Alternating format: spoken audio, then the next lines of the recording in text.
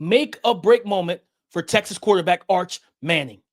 On the line, his confidence and his 2026 NFL draft stock. Can he silence the doubters?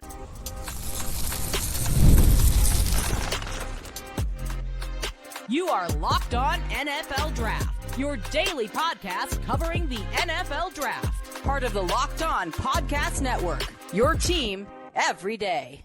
Welcome back to the Locked On NFL Draft Podcast, your daily podcast covering your favorite draft prospects, part of the Locked On Podcast Network, your team every day. I'm your boy, Damian Parson. I'm an NFL draft analyst with Bleacher Report. That's my guy, KC Sanchez. He's the director of scouting with the Draft Network and 2019 national champion with those LSU Tigers. And as always, thanks for making Locked On NFL Draft your first listen today and every day. Shout out for being our everydayers. It's Friday, guys, so you know what that means. It's time to preview Week 6 of college football for the 2026 NFL Draft. Offensive statement makers. We'll talk about some quarterbacks, defensive statement makers, and those sleeper prospects to watch. But before we get into all of that, today's episode is brought to you by Mazda. Like our players, we sweat every detail because when you make every move count, pulling off the unexpected is only the beginning. Stay tuned later for highlights in this week's Moving the Game Forward, Mazda Move and Be Moved. Offensive statement makers, Keith, and I'm gonna go to a guy that we haven't talked about, and I didn't want to talk about for a while. I want to let things settle and let him play ball and see if he starts trending upward. And that's Arch Manning, and he has a matchup this week, Keith, against Florida. And listeners are probably like, DP is Florida. You're right, it is Florida, but Florida's defense has played great ball all season long. And now, don't get me wrong, DJ Lagway might walk out of this game with 3 more interceptions. Hey, at this point, you just kind of expect it. It is what it is because he's been doing it every game. Right. Just keep him covered, right? But I think for me, it's more so how Arch plays in this game against a very good defense. This defense has given Carson Beck was on a heater until he ran into that defense. And they were locking him down. They gave Nussmeier issues. I think they might have picked Nussmeier off in that game when he threw across his body on the sideline and everything like that. They can rush the passer. They are physical. They have the athletes in the back end to be able to match up with the speed and athleticism that Texas has. So for me, this is the type of game where I want to see Arch playing loose and playing free because Keith, Arch came into the year because of a lot of the media attention and people calling them generational, just doing the most, right? Putting stuff on top of writing checks that he had to cash. And then he became a guy that everybody didn't like, or they kind of rooted against in a sense. Well, when you kind of go away for a while and people aren't talking about you, you then become the underdog. And so like now the narrative starts to shift. DP, it's the classic statement, man. Absence makes the heart grow fonder, right? That's what it is. Absolutely. And when you don't have people like throwing, you have the media and everybody throwing a player in your face all the time, you forget that they are even around. So now Arch Manning gets a big game against a tough Florida defense. I just want to see him play loose, play free football, Keith. I want to see him use his legs. That pass rush is probably going to get back there, bro. It's probably going to get back there to you. Use your legs, get out of trouble, create those second reaction throws and windows down the field. It's in the swamp, so it's a 3:30 kickoff. You're on the road.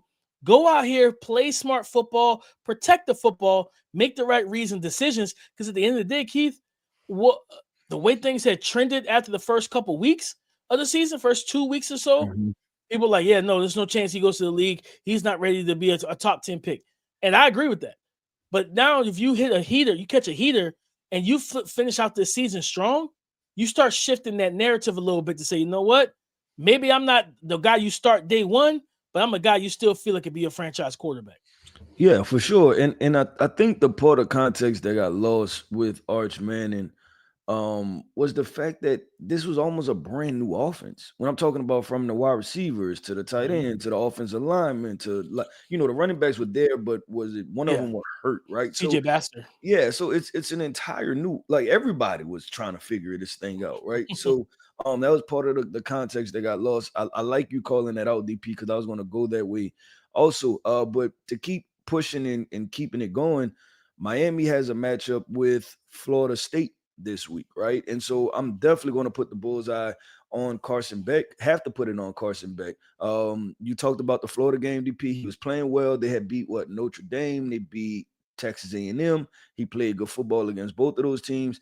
And then Florida came into town, and he looked like a version of Carson Beck that was with Georgia that people didn't really care for as a quarterback prospect. It's time to bounce back, DP.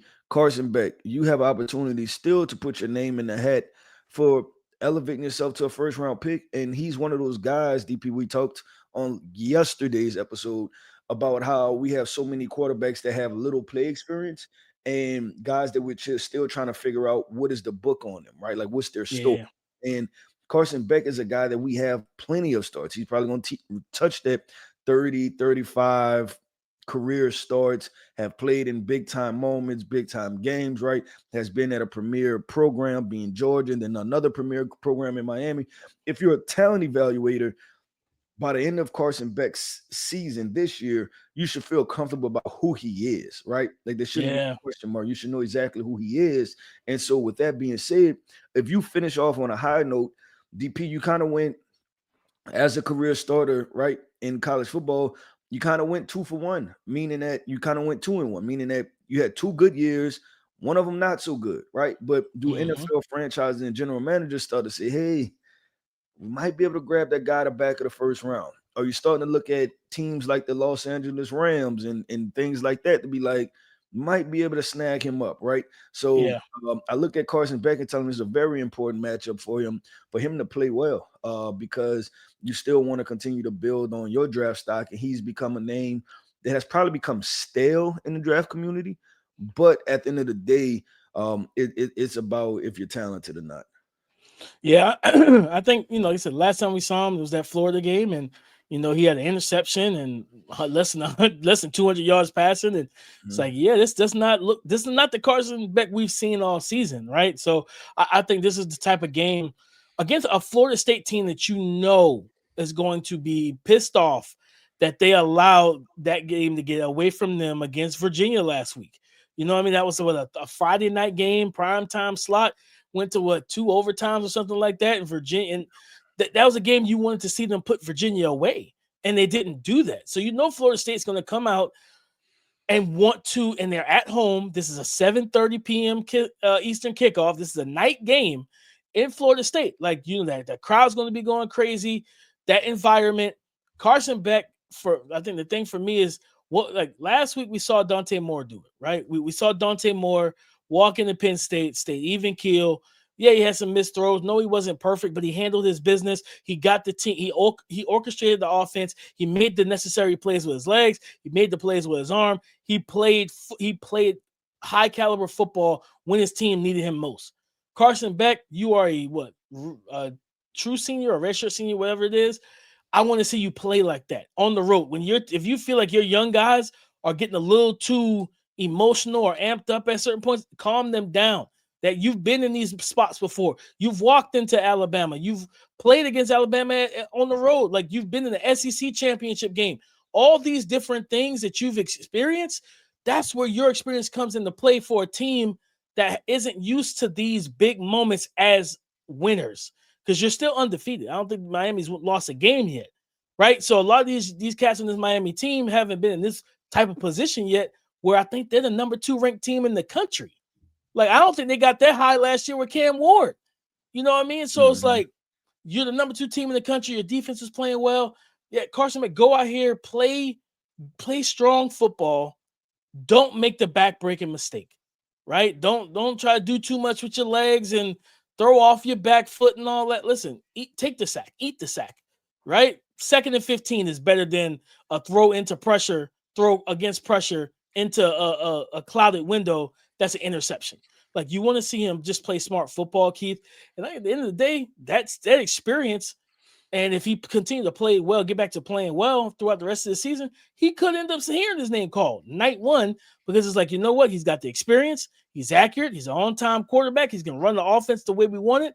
Those head coaches in the NFL, the Shanahan, the McVays, those guys who predicate their offense on being on time, they will love him. They'll love him to run their offense. Granted, I mean, Shanahan's got Brock, we know that, but just those type of coaches and those offenses, they're gonna want Brock. They're gonna want a Carson Beck if they can get their hands on him. Yep, and we have to remember, DP, we live in a world where Jackson Dart went in the first round, and I'm not sure if he won a big time game in his entire That's college true. career. Yeah, that's a good point. Like, just That's you a know good what I'm saying? point. Like, to be honest, right? So Yeah. and that's why we have to keep all of these possibilities wide open at this moment. But DP, let's switch sides of the football, man. We talked offensive statement makers. Let's talk about the defensive prospects who have a statement to make this upcoming weekend coming up next. This episode is brought to you by Square. Your favorite neighborhood spots run on Square. There are certain businesses that make the neighborhood the neighborhood. These are the places that become an extension of home. Whether it's the local sports bar dedicated to your team's fan base, or the spot with the best wings in town for game day, or that beloved local chain that's been rooted in the community for years. These businesses are what bring people together. When the neighborhood businesses thrive, the whole neighborhood thrives. So, guys, Square has a big part of that. Square is a proud partner of more than 4 million neighborhood businesses around the world. And you can go to square.com/go/lockedonnfl to learn more. But before you do, go support your favorite neighborhood spots. They won't forget you. And you'll be happy you did. Square, see you in the neighborhood. This episode is brought to you by Mazda's Moving the Game Forward. For those who believe it's not just about playing the game, it's about redefining it. There are moments that do more than put points on the board. They move crowds, they move culture, and they keep moving the game forward. This week's moment that moved the game forward came from Indiana star wide receiver Elijah Surratt. In a close, tied fourth quarter game on the road against the Iowa Hawkeyes, Elijah Surratt came to play. He moved the game forward with a game-winning touchdown, but also moving the culture forward that Curt Cignetti is building. Elijah Surratt caught 6 of 7 targets, 132 yards, and the game-winning touchdown against the Hawkeyes on the road late in that game. In the fourth quarter, he came up big. When you follow what moves you, the unexpected is only the beginning. And just like there's more to every highlight, there's more to every Mazda vehicle. Mazda, move and be moved. Defensive prospects and statement makers that we need to watch in week 6. Keith, I go to the Bama game. And it's a cornerback that I like. I like his tools, I like his ability, his man-to-man coverage skills. But he had a rough week last week. Damani Jackson. He had a rough week against Georgia. Bit down on a stuttering goal, I think, against Colby Young. Gave up that big touchdown and things like that. There was some tackling issues against the running backs on the perimeter. I want to see him bounce back. This is a guy that has the physical ability, the athleticism, like the things are there for him to be a legitimate, like, boundary corner that you can trust. And he's got that size, the skill set, all of it's there. Now, again, you're at home and you're facing Vanderbilt. To me, Keith, this is that get back situation because Vanderbilt beat you last year. That was that first true loss of the season for them, I think. It was after the Georgia game. Yeah. And they lost to Vanderbilt, right? Diego Pavia, those Eli Stowers, those guys coming in. Guess what? They're coming in again. I think they went on the road and saw them last year. And that was the game where it was like the first time beating the top 5, top 10 ranked team in maybe school history or whatever it was. It was some wild stat that was just like, dang, y'all went this long without doing that. And so for Vanderbilt, they're coming in with confidence. Pavia's playing well. The offense is playing well. This is a well-coached team. They're tough. Yeah, Damani, just listen. Just be on your P's and Q's. Because when teams see that you were willing to bite on the double move and you bit hard too, like you had no type of discipline when it came down to that play, they're gonna if they see you in 7 yards off a cushion, eyes in the backfield again, they're gonna run it again. They run that stutter and go, they run that sluggo, that out and up, and get you to bite and try to get over the top of you again. He's got to play better this week for that team because I think the offense gonna do their job. With Ty Simpson and Ryan Williams and Jeremy Bernard, the defense has to make sure that they're ready to roll. Yeah, no, I like that call out, DP. And with Damani, in my opinion, is kind of been a up and down roller coaster type thing. Like there's Mhm. upside, tremendous upside with him, and then there's the other side, right? Which Yeah. is what's going on. Mhm. And so yeah, like you said, you've seen that in the Georgia game, and Kobe Young, by any stretch of the means, I feel pretty good about saying he's not even a burner, right? Like this is not a No. guy. I don't think he's a guy that's going to Four, run five, a eight. yeah, in maybe 4.65, right? Right So somewhere. somewhere around there. Somewhere there. So he definitely has to play more discipline. And coordinators are going to be looking at him. And Diego Pavia, they beat y'all last year, and I don't think they care. I think they like this is a walk in your trap, take over your trap type of football team. Well, I know Diego Pavia, that's how he feels. Yeah. So we'll see, but that's definitely a good call out. Obviously, him, LT Overton, Tim Keenan, Deontay Lawson. Um, and also want to highlight this safety DP. Is it Hubbard, Brayton, Ray Hubbard? Hubbard. Yeah, want to talk about him too. He made some plays against Georgia. He showed well in the run game, and then just to be instinctual in the passing game too. So that's one guy I wanted to mention. But I'm gonna go big game hunting, big game fishing. Maybe since I'm going to Miami. I'm gonna talk about Ruben Bain. Want to see him play well, DP. Because and not that I think he has a whole lot to prove. I just want him to be good for my mental sanity. So then that way I feel like I have some guys that we can lock in, right? And be like, Right. these are for sure top five guys. Because the quarterbacks threw us for a loop, DP. Yeah, they So did. I can't take too many more loops, right? I need some consistency across the board. So for my own sanity, I'm hoping that Ruben Bain plays well. So then that way we can be like, okay, cool, this is a for sure top five lock, right? Like no matter what, Yeah. top five like lock, this guy is a good football player. Yeah, I think, and this is a game where like he's going to be tested from. It's going to be discipline in the run game, like his run gap responsibility. Because sometimes he'll freelance, like he'll jump inside and just wreck shop, but then you give the outside edge to the running back who can bounce and jump cut and get out there. Well, the quarterback has that ability of a running back, and Thomas Constantinolos. You got to be able to make sure this isn't a game you want to be in, like you want to be undisciplined in. You want to make sure that you're rushing exactly to the detail of the coaching staff's game plan, so that you can cage him into the pocket and make him throw from the pocket. Matter of fact, not even just Ruben Bain, Akeem Mesidor, the other edge defender for Miami. He's having a strong season as well. Mm-hmm. Being able to slow rush, slow cook him in the pocket. Like you just slow rush it, and you know that you can go from 0 to 60 in 1.5 seconds. You got that ability to go, speed to power with ease. Just slowly collapse that pocket on them. I think Thomas is listed like 5'10". So you're talking about having those big guys on the interior, hands up. Everybody's that pocket is muddy around him, and now his superpower is neutralized. That's my main thing with Ruben Bain is don't go out here and just be a bull in the china shop, because Thomas is like, all right, once he gets a feel for that, he's like, okay, cool. He's just wrecking shop. He's not paying me attention.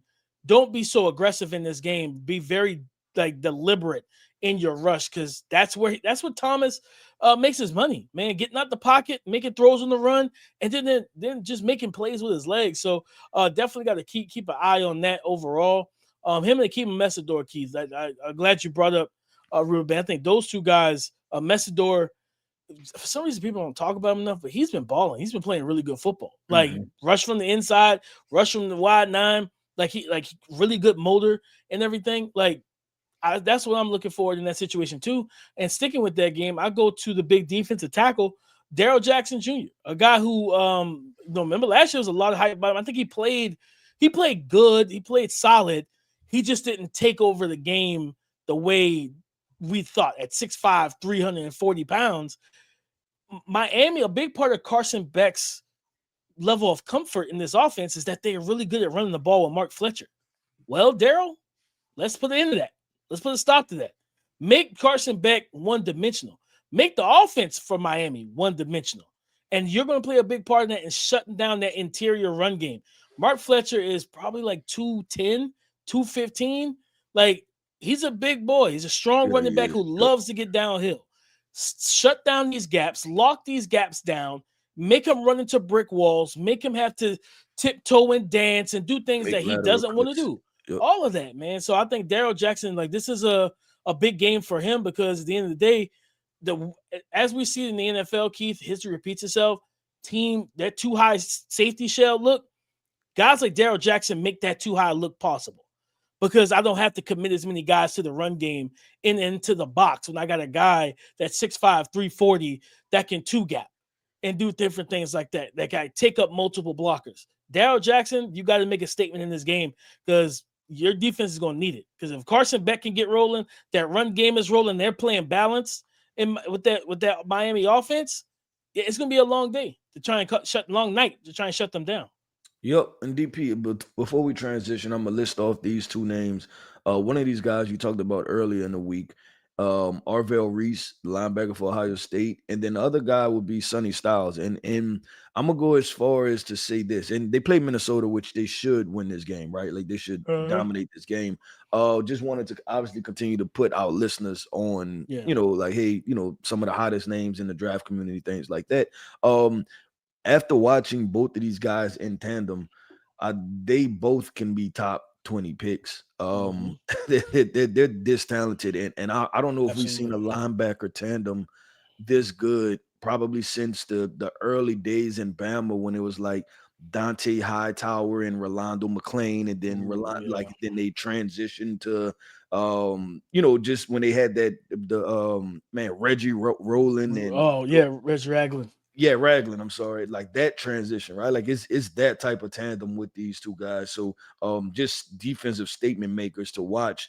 Definitely watch these guys against Minnesota, because, like I said, both of these guys, in my opinion, can be top 20 picks overall. So we'll see. But DP, let's continue to do this, man. We're going to talk about some sleeper prospects to watch. Yes, those guys that's going to fly under the radar, but they will make an impact. Let's talk about some sleeper draft prospects to watch coming up next. I'm Cody Rourke from Locked On Broncos, and this episode is brought to you by Peloton. Peloton is shaping the future of fitness with the brand new Peloton Cross-Training Tread Plus, powered by Peloton IQ. This is Peloton's most advanced equipment yet, giving you real-time guidance and endless ways to move, whether you're running, lifting, or you're cross-training with your favorite instructors like Alex Toussaint. It's training reimagined to make your workout more personal. Peloton is built for breakthroughs with features that help you plan, stay motivated, and hit peak performance. You can let yourself run, lift, flex, and go, while Peloton handles all the rest. Plus, Peloton IQ provides real-time strength coaching, tracking your progress and suggesting weights that challenge you so you can get stronger. Plus, the new movement tracking camera, it counts your reps and corrects your form in real time, making sure every rep is safer and smarter. So let yourself run, lift, flex, push, and go. Explore the new Peloton Cross-Training Tread Plus at onepeloton.com. Thank you for making Locked On NFL Draft your first listen today and everyday shot, for being our everyday sleeper prospects to watch in Week 6 of college football for the 2026 NFL Draft. Keith, I go to Texas A&M and their wide receiver, KC Concepcion. And I love how he's playing right now. At North Carolina State, he was used as like the gadget guy, the kind of do-it-all guy, 5'11", 190 pounds. On the season right now, he's played 4 games, and he has not fallen below 70 yards in any game he's played this year. 340 yards receiving, 20 receptions on 32 targets, and 3 receiving touchdowns. He plays in the slot. He plays out wide. To me, they're like, Texas A&M is allowing him to play full-time receiver. And for some context, guys, last year, receiving-wise, he was targeted 88 times for 53 receptions for 460 yards. I don't even know how that's possible to have 88, almost 90 targets and still fall short of 500. He's going to absolutely a lot of quick screens. That's probably what up. Yeah. Probably a ton of that, right? It was a ton of that last year. But I love what I'm seeing from him this year, and he's averaging, for example, to your point, he averaged 8.7 yards per reception last year. So far this season, he's averaging 17. So, like, Marcel Reese is throwing the ball to him down the field. They're dialing it up. He's making plays at the catch point. He's showing that I'm more than just a gadget yak manufactured touch receiver. You can line me up. I can win one-on-one. I can win at all three levels. And at some point, because I think he does have one more year. He does have the 2026 college football season. And for the 2027 draft, he could go back. But this is a guy that we definitely keep our eyes on for this wide receiver class because he's talented. He's good. And he's playing at a high level right now. Yeah, I just finished watching him late last week, DP. And you talk about just a skilled guy, a guy that has, I put toughness down for him, but also just that instinctual ability to just kind of make plays, find openings, things like that. So I definitely think he's a talented wide receiver and somebody that the people should pay attention to. I'm gonna go to this Texas-Florida matchup, and I'm gonna go with two defensive prospects. I'm gonna go Caleb Banks and Tyreek Sapp. Both were guys preseason had a lot of hype about them, right? Some people had Tyreek Sapp. Well, some people had both of them in the first round. And then obviously it was interchangeable as far as Tyreek Sapp or Caleb Banks, which one goes in the first round. But this would be a big game for those guys to kind of put their name back on the radar because I think they've kind of fell out of that kind of ranking, right? Like more probably viewed second, third, fourth round picks now than what they were as far as dominant first round picks or first round locks. So I'm looking at these guys going against Texas. Last Texas game, big time matchup was Ohio State, right? And Ohio State was able to match up with them in the trenches. They were able to match the running game. So will these two prospects be able to control the line of scrimmage, and control Texas offensive line at the end of the day? Because Texas has a couple more prospects. I know they had an offensive tackle, Trevor Gooseby, I believe, that a lot of people are interested in. So let's just see what they decide to do along the defensive front, and if Sapp can be disruptive because he's another movement piece, right? Can play wide 9-5, slide to 3-4, do a bunch of different things. High motor, high effort guy. I remember he disrupted the LSU game last year, and they got after it. So I'm looking at those two prospects as under the radar guys, but that can make a lot of name for themselves. No, I like that, Keith. I'm gonna go to was the Florida State Miami game real quick. Deuce Robinson, the 6'6", 220-pound wide receiver against Virginia. I they started didn't have much of a they didn't have much of an answer for Deuce. You know what I mean? Like Deuce was his only answer, right? When he had that drop. Like that is like that was a killer. That was a backbreaker. Thomas like really leaned on him in that game. 12 catches, 12 targets, 9 receptions, 147 yards, and a touchdown. Should have had 2. Like you said, we talk about that drop where he didn't secure it and everything. And he had I feel like that was the longest catch attempt I've ever watched in my life. Like it started at the goal line. It lasted 10 yards. Legit. It started at the goal line all the way to the back end of the end zone. It was just like, how did he not catch that? Like, you know what I mean? Like he bobbled it so many times, and then when you thought he did have it, he still didn't have it. And it was just like, Deuce, come on. So I think for him, just a sleeper prospect because again, there's no receiver that matches him physically in terms of height and weight in this class. Like the defensive back, and then I tweeted out while watching that game. I was like, oh man, he reminds me a lot of Jimmy Graham. Like, you know what I mean? Just watching him, I'm like, I know it's taboo to be like, hey, bro, I know wide receivers get paid more in the league, but man, you'll be a dangerous tight end. I'm not gonna lie to you. Like, you know what I mean? Ask Darren Waller. Darren Waller has done a good job when he transitioned from receiver when he was with the Ravens to playing tight end and things like that. Deuce Robinson is definitely a guy to keep an eye on. He's got another year eligibility as well. One of those receivers that transferred from USC to open the door for Mekhi Lemon to go off like he's been doing this year. So shout out to Deuce and Keith. I go to ACC. Romello Brinson, 6'2", 190 for SMU. They play Syracuse this week, and Romello started the season hot. Like Baylor, week 2, he had 4 catches, 126 and 2 tutties against one of those Texas schools, small school in Texas, 7 for 121 and a touchdown. But against, I think, Missouri State, 4 for 67. Against TCU, 4 for 51. You want to see him get back to being that big, explosive playmaker and really take the top off the defense. Like I say, he reminds me a lot of Jordan Addison because he's a good route runner. He's got more juice to me, built similarly to Jordan Addison and everything. But I think SMU's offense, their passing attack looks best when they're getting Romello Brinson for football. So definitely a sleeper that we want to see kind of get back into the triple digits. I want to see 100 yards, for him. Yeah, and definitely got to pay attention to in background real quick. I hate to say not just an SMU wide receiver, but this was a big time prospect that came out too, right? Like He was started at at Miami. This was a 5-star kid at some point. Started at Miami, then transferred to SMU with Rhett Lashley. So definitely a guy that has a lot of physical traits and tools in his toolbox. And the question is, can he put himself as a top 100 prospect, right? Yep.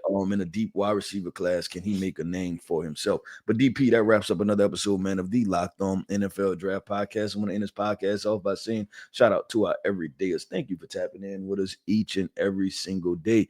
I am Keith Sanchez. You can find me on X at The Talent Code. That right there is my guy, my co-host, Mr. Damian Parson. You can find him on X at DP_NFL. And like we like to say, man, y'all come talk to us because we like to talk back. Go subscribe and follow for free on YouTube or wherever you listen to podcasts to get the latest episode as soon as it is available. Thank you for making Locked On NFL Draft your first listen today and every day. Shout for being our everydayers. Come and join the conversation again tomorrow on the Locked On Podcast Network, your team every day.